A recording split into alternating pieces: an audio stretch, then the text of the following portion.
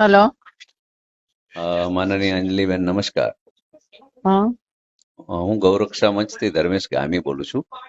હા સાહેબ, ખૂબ દુઃખ થયું આ સમાચાર સાંભળીને કે માનનીય રૂપાણી સાહેબ જે રીતના ગુજરાતની સેવા કરી હમ અને જે રાજકોટ માટે કર્યું છે, એમ્સ છે, જીવદયા માટે કર્યું છે, ગૌરક્ષા માટે કર્યું છે, એમની શ્રદ્ધાંજલિ બાબતના જો બિલનું આ રીતના થાય અને પાર્ટી પરિવાર પર સોંપે કે સોંપણી કરે તો એ દુઃખની બાબત છે.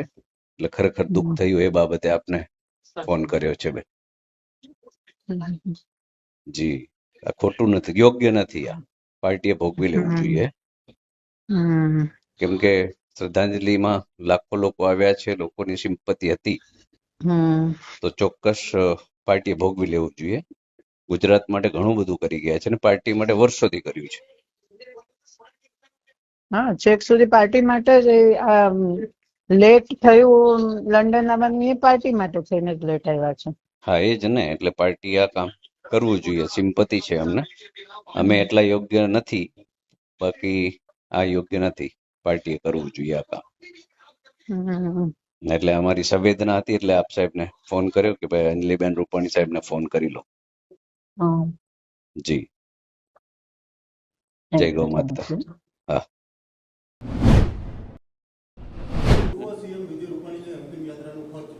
નમોત્સવની વાત હોય એના માટે મને અલગથી માટે હું જવાબ આપીશ, એમાં બી ચોક્કસ આપીશ જવાબ.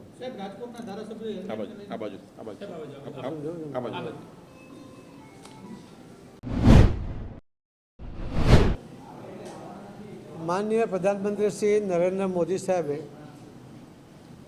ગુજરાતમાં મુખ્યમંત્રી તરીકે, દેશના પ્રધાનમંત્રી તરીકે અને એના પહેલાં પણ સંઘમાં એમની જે જવાબદારી હતી સ્વયંસેવક તરીકેની, પ્રચારક તરીકેની, ત્યારે પણ એમણે પોતાનું જીવન એ સેવાકીય પ્રવૃત્તિ માટે સમર્પિત કરેલું છે. વિકાસના કામો એ લોકહિતના જ કામો હોય, સામાન્ય માણસને પણ એની વ્યવસ્થા મળે એના માટેના વિચાર સાથે જ એમણે અલગ અલગ યોજનાઓ પણ બનાવી છે.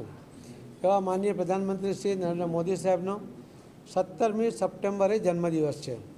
અમે 17મી સપ્ટેમ્બરે મોદી સાહેબના જન્મદિવસથી 2 ઓક્ટોબર પૂજ્ય મહાત્મા ગાંધીજી અને લાલ બહાદુર શાસ્ત્રીજી એ બંનેની પણ જન્મજયંતિ છે.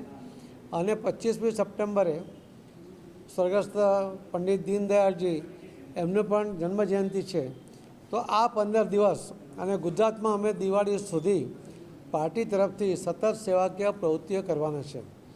એક વ્યક્તિ, એક નેતા કે જે પોતાના જન્મદિવસ નિમિત્તે કોઈ જલસા કરવાને બદલે એમાં પણ સેવાકીય પ્રવૃત્તિ કરે, રક્તદાન થાય, અલગ અલગ કાર્યક્રમો થાય, એના માટે એ પ્રયત્ન કરતા હોય છે. અને સફળતાપૂર્વક એ આજે સવારે જ જે કાર્યક્રમ શરૂ થયા એમાં અમે લગભગ 75 જેટલા દિવ્યાંગ ભાઈ બહેનોને એક સંસ્થા તરફથી એમાં અમને સાયકલો આપવામાં આવી.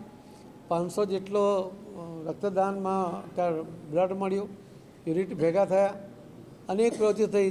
એમાં પણ લગભગ 1000થી વધારે લોકોને એમનો આરોગ્ય માટેનું ચકાસણી કરવામાં આવી. અને એમાં જે જરૂર પડશે તે ઓપરેશનો કે કરવાના હશે કે દવા એ ફ્રી આપવાનો કાર્યક્રમ બી આજે સવારે શરૂ થઈ ગયો છે. આવા અનેક કાર્યક્રમો ગુજરાતમાં અને દેશમાં થઈ રહ્યા છે. અને એવા વ્યક્તિ આપણે જોઈએ છીએ ને કે ઘણા બધા લોકોનો એમાંથી આપણે પ્રેરણા લેતા હોઈએ છીએ. માનનીય પ્રધાનમંત્રી શ્રી નરેન્દ્ર મોદી સાહેબના જીવનમાંથી દેશ અને દુનિયામાં એમાં પ્રેરણા એમનામાંથી લેવામાં આવે છે. અને એટલે એમનું જીવન કેવું છે અને જીવનના મહત્ત્વના પાસાઓને તાદશ્ય કરી શકાય એના માટેનું એક નાટક, એક કાર્યક્રમ એ આજે નમો ઉત્સવ તરીકે આપણે રાજકોટમાં ભજવવા જઈ રહ્યા છે. લગભગ 400થી વધુ કલાકારો એ કાર્યક્રમમાં ભાગ લે છે. એમના જે કવિ છે સાંઈરામ દવે, એમણે એનું આયોજન કર્યું છે. અમારા રાજ્ય કક્ષાના ગૃહમંત્રી શ્રી હર્ષભાઈ સંઘવી એમાં એમને મદદરૂપ થયા છે.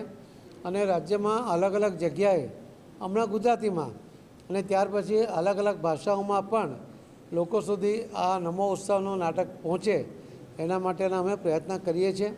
આપ સૌના માધ્યમથી હું સૌ રાજકોટવાસીઓને અને સૌરાષ્ટ્રવાસીઓને વિનંતી કરું છું કે આ નાટક જોવું જોઈએ. માનનીય પ્રધાનમંત્રી શ્રી નરેન્દ્ર મોદી સાહેબના જીવનમાંથી આપણે અને આપણા આવનારી પેઢી માટે પ્રેરણા મળે એવા જે કામો છે એ લોકો સુધી પહોંચાડવામાં આપ સૌની મદદ માગું છું. મને વિશ્વાસ છે કે આપના માધ્યમથી લોકો સુધી આ વાત પહોંચશે અને એક એવો નેતા કે જે જન્મદિવસને પણ પોતે નથી ઉજવતા પરંતુ આખો દેશ એ સેવાકીય પ્રવૃત્તિ માટે જ ઉજવે એવો એમનો વિચાર હોય છે અને એ જ વિચારને અમે અમલમાં મૂકવાનો પ્રયત્ન કરી રહ્યા છીએ. આપ સૌનો ખૂબ ખૂબ ધન્યવાદ. નમો ઉત્સવની વાત હોય એના માટે મને અલગથી માટે હું જવાબ આપીશ. એમાં બી ચોક્કસ આપીશ જવાબ.